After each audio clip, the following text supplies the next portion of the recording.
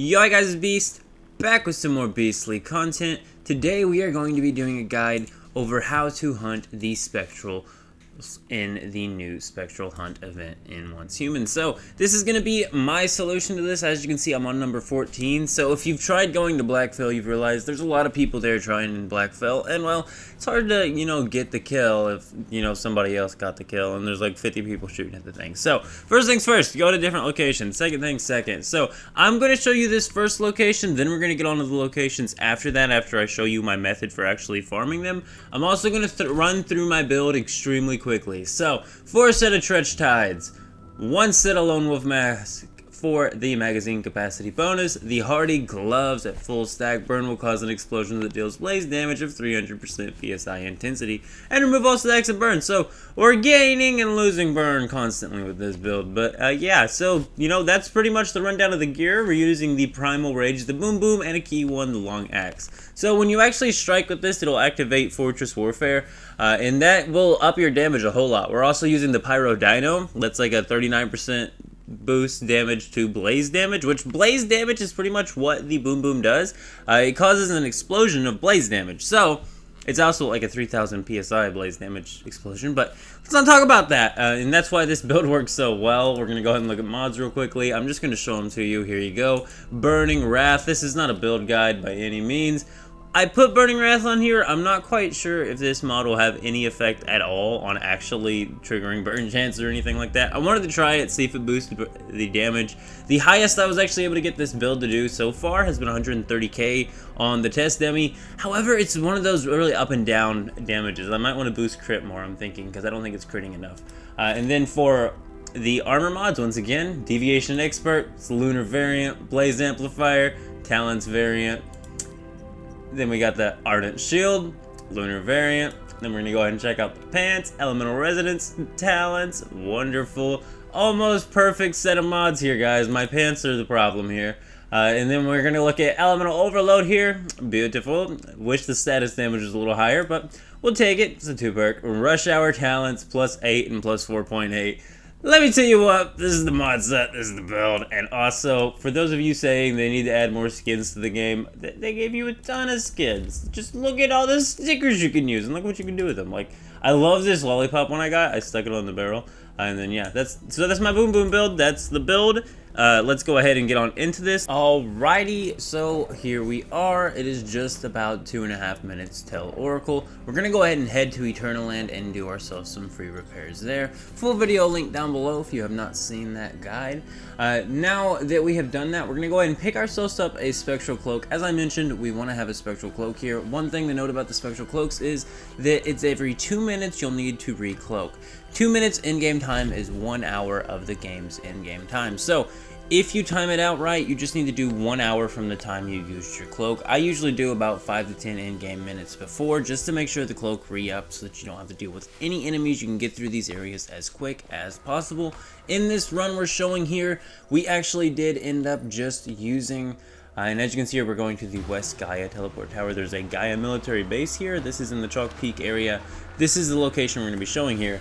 But as I was saying, what we are doing here is farming with the Spectral Cloak. We're using our build items of the Whimsical Drink and this is Surprise Spring Roll. This is a 1 HP Boom Boom build. This is a 1 HP Nuking Boom Boom build. I did just show you the build. I gave you the quick rundown. Once again, not a build video.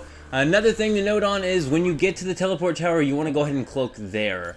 You don't actually want to wait until you get to the area, because then they'll shoot at you, and if they're shooting at you, you cannot actually turn invisible, so that's another thing to note about the Spectral Cloak. Once again, you'll either need to have the Mimetic specialization for this, or purchase it from someone else on the server. Just ask in the server, see if anybody's selling Spectral Cloaks. I literally seen one for 1000 EL the other day. Super duper cheap, these things are great. So, as you can see here, we're invisible, so none of the enemies can actually attack us or have any issue with us here, which means we can just walk all the way through this area, and all we are doing is checking where elites would spawn. So like there's a Rosetta mechanic here, and then there was even elite behind it, and there was another elite in that other spot. There's a decent number of elite spots. The only thing I've noticed about these spectrals is it only seems to be 1 per world per point of interest on these lower chalk peak areas. It's only one spectral. Like, that just seems to be the thing. Like, there could be a spectral here, as you can see here. You see the little flying person here. We're gonna show, like, in detail where the spectrals could spawn on this map, because no matter what, you're gonna get one spawn, so you need to run through this entire thing. But once you get the spawn, you might as well just head back to the teleport tower, go change worlds, and come back to the Gaia area. If you're looking for just a one-shot area to go farm and, you know, reload teleport towers for, this is it. You might even want to place your truck down by the teleport tower, bring yourself some lunar stems, then you can just go ahead and suicide, respawn at your truck, reload worlds at the teleport tower, use a lunar stem, and then drive back down here, go get your spectral, and go on. As you can see, we still haven't found the spectral here, but we are just about to find it. We are cloaked, we have our long axe out, our HP is all the way down, the build's fully prepped, we even got our build items here, and you're about to see how crazy this thing can nuke. We're also using the Pyro Dino. I already mentioned Pyro Dino is great 40% blaze damage boost, which is amazing for a boom boom, and it's why it's so important. Now, we started missing our bullets. If we would have hit a couple more bullets, we would have gotten him down in one shot. Like I said, bring adrenaline shots, because sometimes these dudes will get you down and they'll be almost dead, and it's just so unfair not to have that just because you didn't make yourself a couple of adrenaline shots, especially with permanent servers being here. Hopefully y'all are just chilling on a permanent server. Highly recommend to do that, just because you can have, you know, any materials you need when you're actually going out to farm stuff. You don't have to go play through the seasonal grind again. If you're a newer player, you might want to, but if you're a seasoned player like me, you already got all the 6-star gear things and everything like that. You might as well just build yourself a full 6-star set for everything on a permanent server, like I'm doing. As you can see here, though, we are loading right back down to the area. We just get out of there as quickly as possible. I usually go all the way through the point of interest here and then go back to the top, get to the teleport tower, change worlds, and then we're on to the next. We started in world 4, we are now in world 1. We have gotten to the area and in the exact same spot. I'm not sure what's up with this. It seems like in one night, if you keep reloading worlds and going in the same area, they will always be in the same spot. With that in mind, you could aim to try and jump into this place and drop straight down to this spot, kill this guy, suicide, and go back to your truck. I do hope to try this truck method, because I really do think it's going to make it a lot quicker on killing these. I might even be able to get like 15 one night. Once again, this is a pretty good method. As you can see, though, that was our second one. That is 2 in 1 night. On to more locations. Let's go.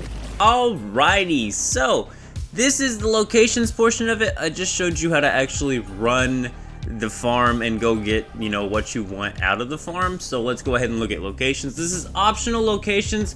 First things first, there is the original one that everybody does, Blackfell. So I'll talk about Blackfell just a little bit. Tennis court, and then there is courthouse, and those are the two I remember. It's the courthouse, the tennis court, and then there's a couple other ones in different places. There are more in Blackfell. Another one I've heard is pretty decent is actually going to be the Blackfell oil fields. Apparently this one has a decent amount of them. But once again, all of these higher locations might be ate up on your server. There might already be somebody in Blackfell oils using it to farm, especially with people recommending Blackfell so much as like an alternate to Blackfell. I'll go to the oil fields. Well, people go there too now. So there's also Evergreen.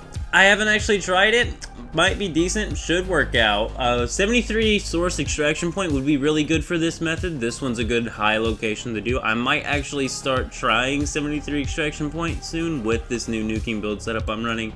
But if you're looking for lower level areas and you're kind of struggling trying to actually like beat the level 50s, one, I showed you we're using a spectral cloak. If I haven't mentioned that yet, we're using the spectral cloak. You've seen that in the previous clip.